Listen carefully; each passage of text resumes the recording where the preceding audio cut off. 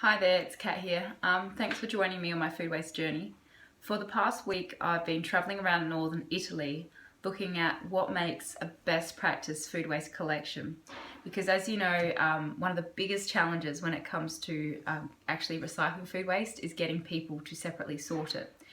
And I've got to say, I've been really impressed with what I've seen. In some of the cities that I've visited, they're achieving about 80 to 90% food waste diversion. And what I mean by that is the residents and businesses are separately sorting their waste to this extent, and it's then being collected by municipal solid waste collections to end processor. And I've also got to say the cities I've visited have been very different in size, from the smallest level, Somma Campagna at 15,000 inhabitants through to Milan at 1.3 million inhabitants, a very high density city. So I think it's a really positive message there that no matter how big or small your city is or how dense it is, you can still achieve these really high levels of recycling. Now, the way that these cities go about getting their citizens to sort their waste is a little bit different depending on the city, but there are some common themes which I want to touch on. So what are the cities doing? So the three cities I saw, I mentioned before, Somma Campagna and Milan. I also saw a mid-sized city, Parma.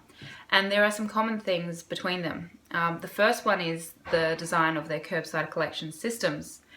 So these cities are each collecting food waste from the curb, and they're doing it at a frequency which makes it convenient for their residents to recycle. They're making sure that their provision of food waste collections are at least, if not more frequent than the frequency of the residual waste collections, which means that as a resident or a business, you're not inconvenienced to recycle. The second aspect that's common across these cities is that they have a financial incentive, or they provide a financial incentive or penalty to recycle their food scraps. So in the cases of Somma Campagna and Parma, they have a pay-as-you-throw system.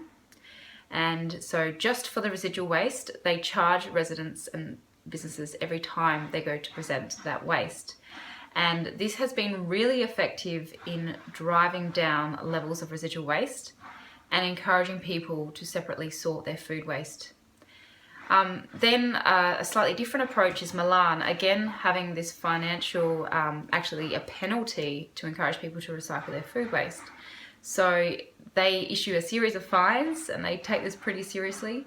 They issue €50 fines if you're not sorting your food waste, and every year they issue about 50,000 of them. So they're really heavily enforcing this. And I should say that this system of fines is not just on the food waste, but also for the whole suite of recycling services.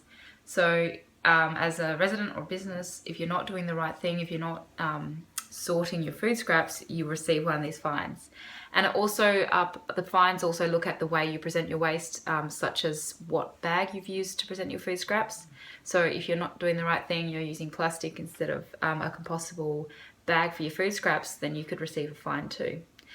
All right, the third factor, one of the really strong themes through my conversations with the cities was about political will. And, you know, I think no matter where you live, you know, if you want to change the systems, be that reducing frequencies of residual waste or introducing a pay-as-you-throw system, there's often some initial challenges in the beginning, and people are probably going to complain a little bit. So, but what's been really important for these cities is that despite these complaints, they've still gone ahead with it, and they've seen it through. So, you know, they've communicated clearly to their residents, you know, this is why we're recycling food scraps, this is how we're recycling food scraps. But at the end of the day, you know, it doesn't matter if you complain, we're still doing it. All right, well, this is just a snapshot of some of the common elements of food waste recycling across these cities. I'm going to be providing detailed case studies about how each of these cities have approached their separate sorting and collection of food waste, including some of the barriers they faced and how they overcame them. Those stories will be published on beyondfoodwaste.com.